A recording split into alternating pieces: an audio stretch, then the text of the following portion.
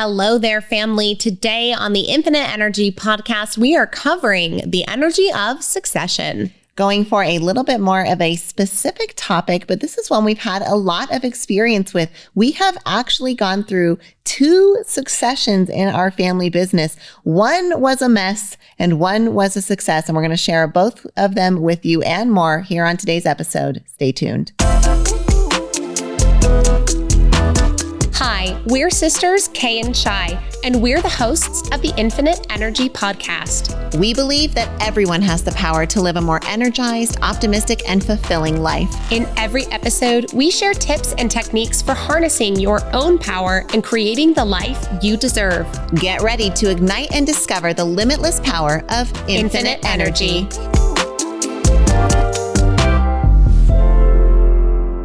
From mess to succession is the topic of today's Infinite Energy podcast. We are talking about the energy of succession. Now, you might be wondering, what the heck even is succession? Well, then let's hear it for you. Drum roll, please. Definition of the day.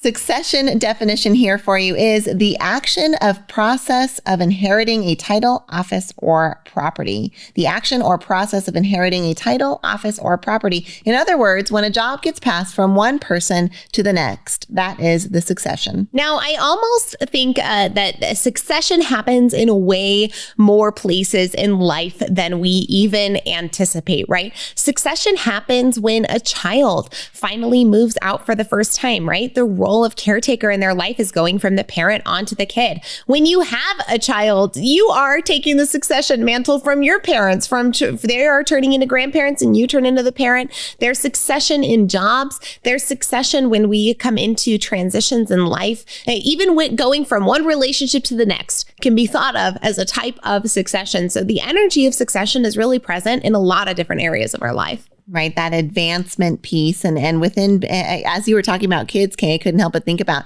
like the succession. When your baby is born, you are responsible for everything. And then slowly over time, the succession of those responsibilities goes from the parent onto the child in theory. And then when they're 18, right, they're adults and they have now taken on the entire job of caring for themselves. So there's that interesting kind of long-term succession that happens as well. But the succession that we want to talk about today specifically is in business succession. And so if that's not something that you have any context for, we encourage you to keep listening, to listen for what you can apply, because lots of this will be applicable to other arenas and areas. But you'll probably also find the stories pretty intriguing, because as we teased earlier, we have gone through 2 successions in our business, and neither one was easy, but one was definitely a little bit more painful. So in this first segment here, we're going to take you through the story of our first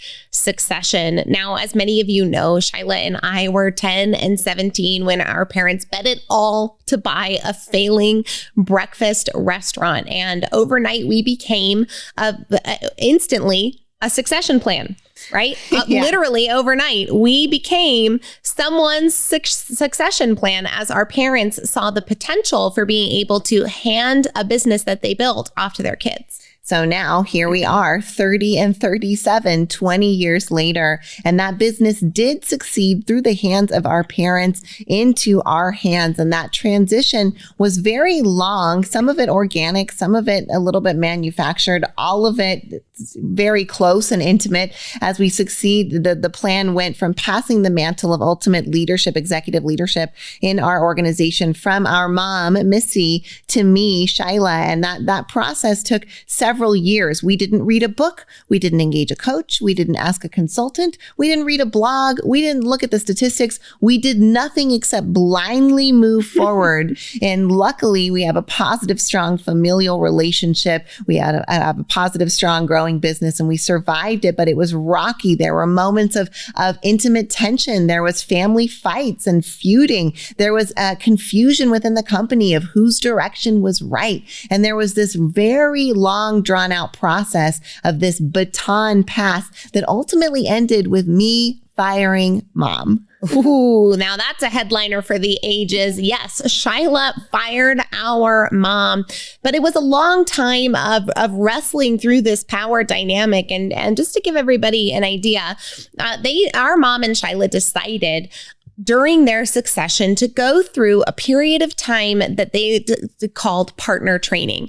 Now, partner training was where Shyla, as the junior partner, would listen to and be mentored by our mom, the senior partner. Now, at this point, Shyla had already been a partner in the business for several years, but now was grooming to take this president position, to take the leadership of that main executive seat and have our mom move on. Now, what you can imagine in a training process like this from an executive who has fought her whole life for the position of power that she's had, a woman who has risked everything that she has to put it on the line for this business, and then brought and risked her own family relationships to bring into this business, is now willingly, I mean, she says she wants it, taking the steps to bring a new leader in and step away from that position. Now, of course, Shyla does end up ultimately firing mom. And yes, there were tense moments along the way, but that was a permission-based situation. Our mom said, yes, I'm willing to have a new leader come in. Here's the terms that it looked like. And you two entered partner training. We did. And partner training, as mentioned, took that several years. And then the great firing culminated when mom, in her beautiful intention, wanted to make sure that when those reins were fully handed over, that everything was absolutely set up perfect. Well, of course, we all know that we operate in the real world where perfection does not exist, but you can't help the desire for a perfectionist at heart to want to give that to their successor. But when that successor is your daughter, of course you want to hand over the perfect reins possible. And so in her efforts to get everything perfect, there was scrutiny on small details. There was rabbit holes on important issues, but sometimes not always the most urgent. And there were things popping up. And the thing that popped up on this particular day was aprons.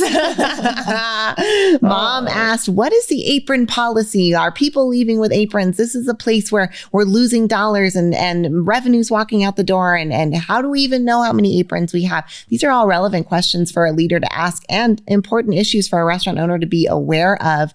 But we found ourselves later that day with our 3 top paid managers and supervisors alongside the owners, ripping apart all the back rooms looking for offices, the employee manuals looking for apron policies, the file folders that held everybody's signed apron policies. And I looked up and realized this was a ridiculous waste of resources. And he said, enough is enough. Mom, you are fired as of right now. You are no longer the leader and in charge. You're done. And of course, it was much more tense and without a smile on our faces, but she knew it was the right thing. And so did I. And so even though we didn't gracefully go through that, we often say in our family, even though the delivery wasn't right, the message was on. And so we continued to move forward in love and in faith and in positivity as mom was able to step back and release those imperfect reins into my reign as leader. I was able to move forward and then spent the next 8 years being the full president and leader before it was time for the next succession, which we'll get to in the next segment. But wanted to bring forward just that first succession because boy, was it a mess. What was it like from the sidelines, Kay? I mean, even as you're saying, now it's been 8 years since that succession. I would think that it's been much shorter because it feels like the reins really only got handed off in the last 5 years. Because there was a couple years in there after the official firing where I think, mom deuced out for a little while. She was like, goodbye. I need to take a few months off. And she did. And then she started getting energized and started new businesses and things. But then there would even come points in time where she would try to hold you accountable or bring in her will as to how she wanted things done that ended up creating even more of a mess of the succession, especially since it was this long drawn out process that then scrutinized you as a president for your first 2 years in office. Yeah, it was difficult. And, it was just this sloppy rollout, and shame on me for never once saying, I wonder if there's any literature on succession. I wonder if there's any studies or plans or ways that other people have figured this out. Instead, we relied on our love of each other, of our shared understanding. Which still perseveres. our shared understanding of the ultimate wanting the same thing and the outcome in the end, and always coming back to doing our best to communicate openly and honestly. But there was definitely, it was sloppy, it was messy, it was muddy, it was gray, and it was these years and years. Even as Kay said, after that firing, we still had this level of, I want to say control, but not from that punitive sense, but from that I desire so deeply to see this business succeed, this business that I'm no longer president of, but I am still absolutely co-owner of and co-founder of, then that can be so difficult to stand by and see decisions being made that weren't being made in the same way that you would make them. And so just overall, that was tough. Now, if you're listening, you've probably been in a job where you've witnessed succession, right? You've seen maybe your manager get replaced, or maybe you yourself have moved up that ladder a little bit, right? Anytime you step up a ladder on a corporate ladder, you're moving in a succession line. Maybe you've witnessed friends in family businesses go through this. Maybe you are in a family business, as we've realized and come to know that so many folks are, and they're dealing with this question and idea of succession. So coming up next, we're going to share a little bit more about what our second succession looked like, and then how you can find any succession in your life and make it into a success.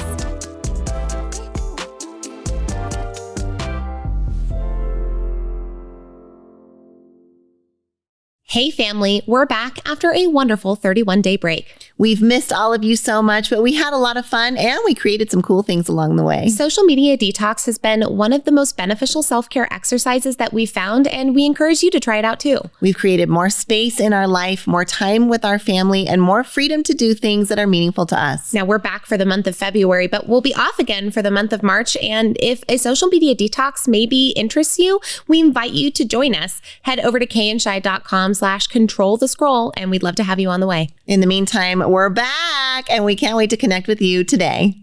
We're talking leadership this week, and one of the organizations we are so proud to be at the helm of is the Neuroencoding Institute. We got to co-found the Neuroencoding Institute alongside Dr. Joseph McClendon III, amazing world-renowned neuropsychologist and incredible mentor and teacher. If you're at all interested in learning more about what the Neuroencoding Institute does and what it can do for you, please visit neuroencoding.com. You're enjoying this episode on Angel Phoenix Productions Podcast Network. To explore a complete lineup of quality programs and media production services, head on over to angelphoenix.com or like our Facebook page at facebook.com/Angel Phoenix Productions.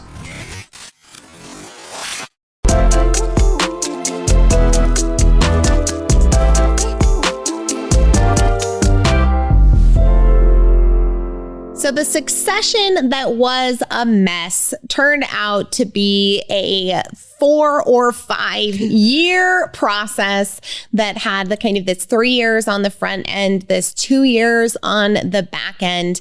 But once that succession was finished and officially the ties were cut, and officially our mom said, I am DONE done and I am retired, we saw a lot of the typical things that happen in a messy succession, especially because we had no idea that there was literature available and we could learn about this. But we had turnover. We had major leaders end up leaving within the company, or that we ended up having to let go because of things that were uncovered. We had attrition and growth at the same time happened. It was really incredible to see. And so during this succession, during this transition, we made a mess of things. Now we picked it back up enough to get ourselves through the 2020 pandemic and on to the next level of succession that also came from the idea brain of our beautiful, brilliant mother, who called us on a May afternoon in 2020 and said, what if we hired a suit? Right. Yeah, that's right. It started as a suit. What if we brought in a suit, somebody who could run the organization on our behalf, where we could go from being owners and operators to just owners of the business? Where was the professional executive out there? Did they exist? And if they did, could we attract one? And what would that look like? And we both were like, wow, this is amazing, especially coming out of the pandemic, out of where we were, out of the financial crisis that we were still in and immersed in. But at this point, our lives were in such rocked chaos and anomie that we things were whirling around us, and the possibility that maybe there could be somebody else to come run the joint emerged as a real option for the first time. And we said, you know what? That sounds incredibly energizing. We have pursuits and passions that we really want to explore together outside of the restaurant industry. And we would love to pursue this further. Now, luckily, we had been learning and growing and realized we should ask the question, what exists out there on this topic? Who out there might know more about this than we do? We knew that there was an industry around recruitment and recruiters that could likely go out and headhunt somebody for us or find somebody qualified enough to come in. And so we started asking around our network. We Googled, of course, the best recruiters in our area, franchise recruiters, restaurant recruiters, to see if we could find somebody out there who might be able to help us headhunt somebody to bring in to the restaurants. So as we started pondering this question of where's the suit, right? I laugh now that we call them a suit, because who we got, and Amir, we know you listen to the podcast. You're the opposite of a suit, and we're so glad that you are. But whoever this suit was, could we find the person who could help us find them? And so we started asking our network, who do you know that we should know that could help us? And we happened to find ourselves on a call with a particularly high level individual. And we said, this is kind of the way that we're going and how we're thinking. And just record correction really quick. It was May of 2021 that all of this went down. And so it's the summer of 2021. And we had our connection said, you know what? I have the exact right, most perfect person that you need to connect with. And his name is Barry Banther. Now, what we didn't know is that Barry was about to do so much more than help us successfully transition through a succession of this magnitude. He was about to completely change our lives. Barry Banther has been an incredible addition to our lives, and I'm so glad that we got to meet him in this way. But you heard Kay mention how we approach the succession, right? Mom says, let's bring in a suit. We start asking our network, this is what we want to do. What do you know about this subject? And who do you know that we should talk to? And we got lots of good advice from good people. We followed a few leads on recruitment officers, as Kay mentioned. And then we get this, you got to talk to Barry, right? And so we look up Barry, and Barry's not just a recruitment guy. He is an executive who helps family businesses place non-family member CEOs into leadership for the first time. Like, hello, talk about a perfect niche. Talk about describing exactly who we are and what pain we were experiencing. Like it was an incredible match. And so, there's a great marketing lesson in there about knowing your niche and speaking to it. But we got to talk to Barry, and he absolutely gave us so much security, so much comfort. He had walked through hundreds, if not thousands of families through a succession like this. He says, I know exactly what we need to do. We have an exact plan and a formula that we're going to follow, and it's going to take precisely this long. And then after that, we're going to have another process that we're going to have to go through. And if all of that is successful, you will have implanted the CEO who can achieve the goals that you're looking to achieve. And we're like, what? Like, really? Like, we can do that? You just work a plan and follow a formula? He said, absolutely. And he walked us through that plan. Now, what are some of the things that we did during this succession? What were some of the things that Barry did with us? First and foremost, it was a qualifications and qualities checklist. Who did we think that this person looked like? And what did we think the skills were that they needed, coupled with what Barry knew about what the skills that they needed to create this document of what those qualities and qualifications looked like? Yes. So we came forward with this list of qualifications and essentially desires of what we wanted to achieve and who we wanted to bring into this position. Now, this might sound a little familiar. If you tuned into our Energy of Aspiration episode, then you remember that there is, from aspiration to actualization, there is a whole step-by-step process. And the first one is to figure out your goal. And the same thing happens with succession. But the amount of people that are just like us that approach succession without any form of goal, my goal is to successfully implement a person into my business in order to do blank. It's incredible. I mean, we fell forward into that succession mess and fell flat on our face on the first round without having any form of goal or plan. And we were just mind blown that Barry came forward with this. So we put together this list of qualifications, personality traits, things that we thought would align with our business. And then Barry, he went out on some magical quest. I do not even know how he found Amir, but he did it. And by George, was he good at it. He was so good at it. And now we've had this amazing success, right? We went through the interview process, right? The decision is made in May. We hire Barry in June. We go through all of this qualifications things and we get to where we start having interviews at the end of August. By the end of September, we know who our person is. We have hired Amir. Okay, like shout out for a couple of really weird interviews. I just want to throw it out there really quick that we just had some very interesting experiences. So not all of this is pretty. It's not like, that shiny few months of just skip along fun. Like there was a point before we met Amir where I was like, are we going to find anybody? Right? Yeah, exactly. There was the one guy who was like, I work hard, I play hard. Like weird vibes. Me and my 22-year-old girlfriend out here. You are not for us. No. But we wish you much success and happiness. So there we are. September, we find our person. He moves his family here. And by January 1st, he's living in Reno and he is leading our company. And he started on December 1st full-time as the CEO. So from conception in May to takeover in December, it was a clean 6 months. And what the next 12 months then looked like was a very implemented and intentional plan that included a lot of transparency and a lot of buy-in from the team, which are two top tips we know from succession planning, both from messing it up and from getting a success, is that we want to follow a plan so that we can take steps to actualize that aspiration. I loved that turn of phrase there, Kay.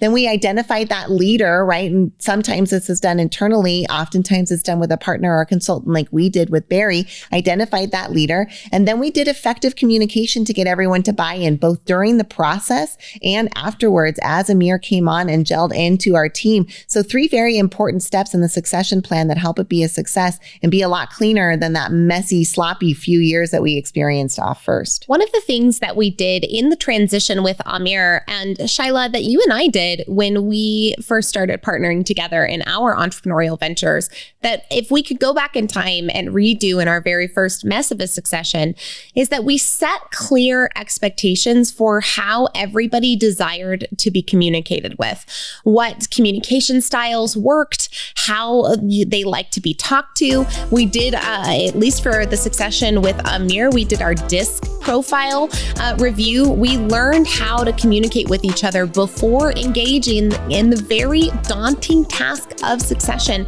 And boy, I really wish we would have done that the first round. I bet we would have saved a lot of headache. I bet we would have too. We're going to share more tips in the final segment here about making any succession in your life a success.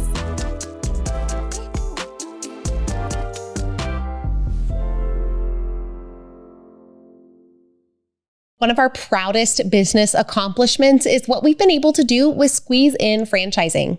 The Squeeze In is a breakfast lunch restaurant featuring the best omelets on the planet, and it's been around for almost 50 years. And now you can have a Squeeze in your community. We've seen how this business transformed our families, and now we are so excited to offer this to families around the country to see how this little restaurant might change their family and their community. If you're wondering how to set up your adult children for legacy and success through a small business, then the Squeeze In is an option we urge you to consider. Come find out more about Squeeze In franchising at squeezein.com.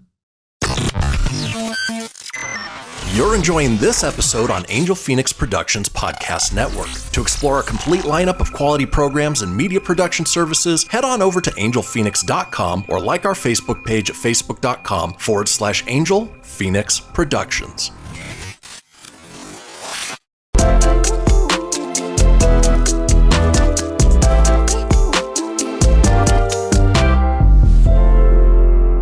So we are back in our episode about succession. So far, we've talked about some key points for helping you to have successful succession.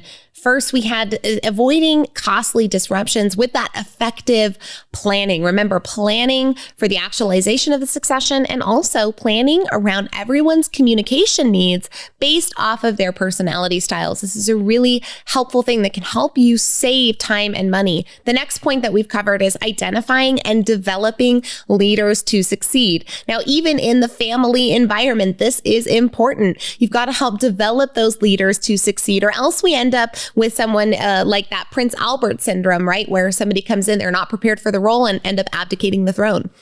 Right. I think about that, all of those years of partner training, being this training for executive leadership. Now, there's lots of executives out there who are like me and like Kay, a little bit of accidental executives, right? Like you grew up through the ranks of the family business and now it's yours to manage and run. Or maybe you climbed that corporate ladder because you're a responsibility taker who's reliable for a team. And all of a sudden you found yourself sort of at the top and you're this accidental executive. That might be you. And when you realize, this was such an aha for me during our second succession, was OMG, there are professional executives out there, like people who are like, my job is to be an executive, whether that's CFO, COO, CEO. They are professionals at that, which means they engage in professional level training, which means that they engage with professional executive level networks and networking, and that they go through materials that are designed for executives. And once you realize that there's this pool of executives, if you're the accidental executive, like a family business like us, it can be mind blowing and mind boggling that your ability to identify leaders might lie outside of your own organization. So for the family businesses out there who are like, my older kids don't want to take over my business, this might be one of those mind blowing, like there are executives out there who can take over your business and you can keep owning it. So that might be an option you need to consider as you think about identifying and developing a leader for your succession plan. So now we've identified and developed those leaders for success. The next piece that can be really key in making your succession a success is to ensure that your team has buy-in during the process. Now, this doesn't mean your entire workforce. Maybe you have a huge company with hundreds and hundreds of employees. This isn't a democratic process. You don't need every single person's buy-in in order to make the change, but you do need the effective buy-in of a few key culture players in your environment to help you get this message positively delivered, because change, while it may feel uncomfortable for you, is freaking terrifying for your employees. They see change like this as the potential of them losing their jobs. And as we know, any time that an employee feels that shaken sense of security, that can threaten their job performance and can threaten their longevity with the company and can ultimately lead to higher turnover. So if you really want to make sure that this is a succession success, effective communication and buy-in with your team can go a long way. For instance, in the squeeze in, when Amir came on, we knew that the buy-in of our HQ team, and in particular, one amazing woman named Alicia, who heads up our HR efforts and culture and communication within our organization. And she's a key player that most of the folks in our organization look to for counsel, for guidance, for answers, for solutions, for support when it comes to things that they need in our company. And so we knew that without Alicia on board, that this would be a much harder hill to climb, bringing in a new CEO. And so when we sat down with her and we talked very first and frankly and foremost with her about, look, we've hired a consultant. We are doing this. What's important to you in terms of this transition? And let us share with you a little bit behind the curtain of why we're making this decision and why this will benefit you and why that you can grow and flourish under a new leader and under a new structure better than you ever could under the accidental executives of Kay and Shi who are yearning to do other things and have other businesses growing and who want to see you succeed and this company succeed to its fullest extent. Now, once we were able to vulnerably communicate, we got that buy-in from her. And then as resistance came up from that fear, from that uncertainty, a new executive, a new person, that means corporate, that means sellout, that means I'm fired, that means that benefits are getting cut, right? All of the assumptions that people make were there, and they could turn to the influencer of Alicia, of Uriah, of Ian, of those who are influencers in our company. And they were saying the same message of, this is for our benefit. This is for our growth. This is good for us. I'm on board with this. I support this decision. And therefore that transition was a lot easier as we kind of morbidly told Amir, your number one goal in your first year is that the squeeze in body does not reject you as the new organ. And we're proud to say the organ thrives today. Yes, they adapted to one another, which I think leads well into our next point for successful succession, which is that change really does come easier when everyone embraces adaptability. Now, this might seem a little bit conceptual. So let's bring this down into the actual. Maybe you are in the position right now where you have, you're a boomer and you are a founder, and your millennial child is about to come in and succeed you in the business. And you're wondering if you really can let go of the reins and take and allow yourself that change. Now, I want you to just imagine to yourself leaning into the energy of adaptability. Is that something that you might be able to cultivate now? Or if you maybe can just have the understanding, because if you're successful, like I know you are, as this theoretical, conceptual boomer who has built this beautiful founding business, you have already seen the benefits of being adaptable in your business. So be adaptable for this next step. Understand that there are going to be parts of this that do not go your way, that there are going to be parts of this that absolutely suck, that there are going to be people who disagree with you, and that sometimes you might even disagree with yourself. But remaining adaptable to the process can help you overcome when things get tough, and can ultimately help your succession be a success. Well, I love that, the main bullet here is that change comes easier with adaptability. So I hope that you're noticing there that adaptability is not required. The change is going to come either way. If you're engaging in a succession plan, like it's about change, like change is the crux of this entire thing, right? Change comes easier with adaptability. So if we want it to be easier, it's about loosening the grip. It's about loosening the control from an energetic standpoint, from a duty standpoint, from a control standpoint. And that can be really difficult, especially for those of us who have been leaders for years or decades at a time. And you're used to being the one to make decisions, and you're used to your opinion carrying the most weight. Letting go of that, being adaptable to new ways of thinking, to new modes of being, to new ways of advertising, of marketing, of running your business, of staffing, of all of the things that maybe you don't necessarily think of in the beginning will be easier. So change comes easier with adaptability. It comes either way. If you want it to be easier, be adaptable, be flexible.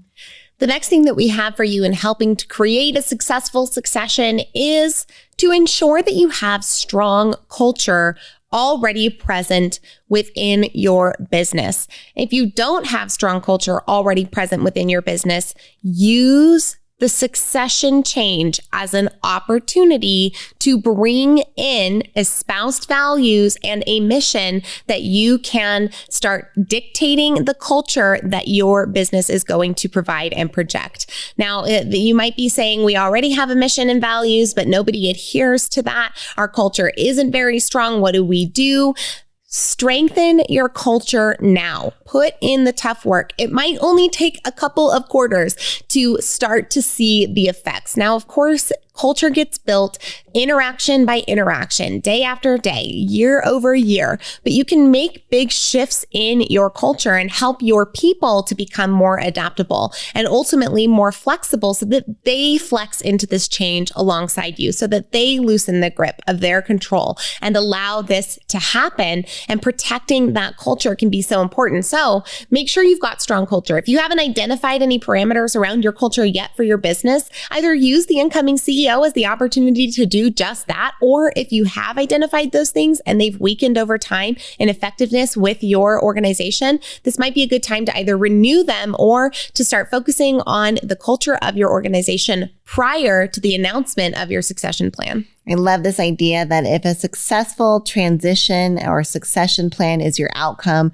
then a strong culture is your insurance, right? It just provides the fruitful, ripe environment that's strong and steady enough to handle a little jostle and tossle while change comes along and brings about a new leader. As instructors of a culture and leadership class, we can tell you that organizational culture and leadership are so intricately twined together that you almost can't separate them, especially in the early stages of a business. Now, we wish that we can continue to dive more in on the success of succession, but we hope that you've been illuminated to some of our story, of some ideas and concepts that can help you in any succession that you're experiencing, and hope that you found some value here on today's episode. This episode comes at you with infinite love from your dear sisters, Kay and Shi.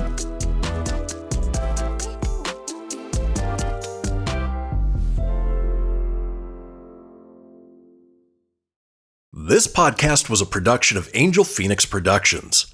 Explore more episodes of this show or other great shows on the Angel Phoenix Podcast Network by visiting angelphoenix.com.